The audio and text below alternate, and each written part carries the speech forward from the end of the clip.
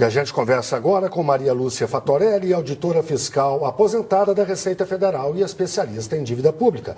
Ela participou de uma auditoria da dívida da Grécia a convite do governo do país. Boa noite, Maria Lúcia. Obrigado por estar aqui com a gente. Boa noite. Eu que agradeço pela oportunidade. A Grécia deve tudo isso que dizem os credores, de fato? Não. Essa não é a conclusão a que nós chegamos, né? A equipe que participou dessa auditoria convocada pelo Parlamento grego. Entregamos o nosso relatório no último dia 17, agora, e 18 de junho. A conclusão que nós chegamos é que a Grécia, de 2010 para cá, não recebeu recursos. Ela recebeu papéis que vieram de uma empresa privada localizada em Luxemburgo, da qual os países europeus são sócios. Essa empresa foi criada no auge da crise financeira em 2010 para salvar os bancos privados em crise, e ela faz uma espécie de reciclagem, tirando esses papéis podres que estavam abarrotando o balanço dos bancos privados, papéis desmaterializados, não comercializáveis. É uma fraude isso. Olha, é um escândalo. E essa empresa foi criada no mesmo dia em que foi endereçado o pacote de salvamento, entre aspas, para a Grécia. Agora, então, o país está sendo praticamente utilizado, não é? Para encobrir esse grande escândalo que coloca em risco não somente a economia da Grécia, de todos os países que são garantidores desse esquema.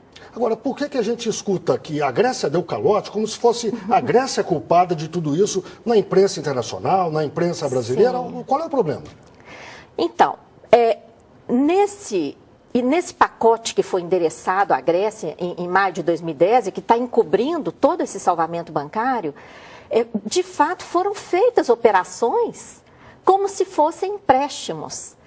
Só que esses empréstimos, só mesmo uma auditoria, como foi feita lá, para revelar que não são empréstimos em dinheiro, são empréstimos em papéis. Que não ajudaram em nada o país. Que não ajudaram, pelo contrário, de 2010 para cá, a economia grega encolheu mais de 30%. Os salários sofreram reduções, as pensões dos aposentados foram reduzidas em mais de 50%. O desemprego atinge principalmente os jovens, mais de 60% dos jovens estão desempregados. Enfim, é uma tragédia, uma verdadeira tragédia. E o FMI, só para responder a sua pergunta, claro. O FMI, como desde a década de 80 nós já conhecemos aqui na América Latina, ele vem em socorro, na verdade, dos bancos privados. E o empréstimo ponte que o FMI fez foi para garantir o pagamento dos juros que incidem sobre esses empréstimos de papel. Porque imagina, a Grécia não recebe dinheiro, recebe papéis, mas os juros que ela tem que pagar, os custos, os encargos desses empréstimos são exorbitantes e são em moeda corrente. Então, o FMI vem emprestar exatamente para que o país tenha como reembolsar em moeda corrente o que recebeu de papel. O que ele recebeu de papel. Ou seja, esse dinheiro, no fim das contas, vai parar no bolso dos banqueiros. Volta. É a Grécia que está ajudando os banqueiros, no final das contas. Exatamente. Agora, participa dessa nossa conversa lá, desde o Rio de Janeiro, o cientista político Emir Sader. Boa noite, Emir. Boa noite. Boa noite, Maria Lúcia. Parabéns pelo trabalho que vocês fizeram lá. Eu acho que é notável. Obrigada. Coloca a nu os mecanismos reais da exploração financeira e especulativa dos países com a Grécia de maneira mais aguda. Nessa empurra-empurra das negociações, qual foi o que mudou no que é oferecido pela Troika para a Grécia? Olha, a Troika, acho que a gente podia só dizer o que é exatamente. A Troika é o nome dado, não é? A tríade, né? O conjunto de 3 organizações que passaram a exercer toda essa pressão sobre a Grécia de 2010 para cá. Ela é conformada pelo FMI, Banco Central Europeu e Comissão Europeia, a Comissão dos Países Europeus, né? a Troika, na verdade, ela assumiu a posição de defesa dos bancos privados, não é? Ela age conjuntamente, por exemplo, todo esse pacote endereçado para a Grécia, não foi uma iniciativa grega, nenhum desses acordos, nenhum desses contratos foi realizado por uma iniciativa da Grécia ou em atendimento a uma necessidade da Grécia. Eles foram conformados por essa Troika. Foi a Troika que redigiu esses contratos. E para descobrir esses mecanismos, não foi fácil. Foi um trabalho muito árduo dessa comissão, né, de auditoria, que eu tive a honra de participar, porque são cerca de 700 páginas, escritas de uma forma praticamente inteligível, não é?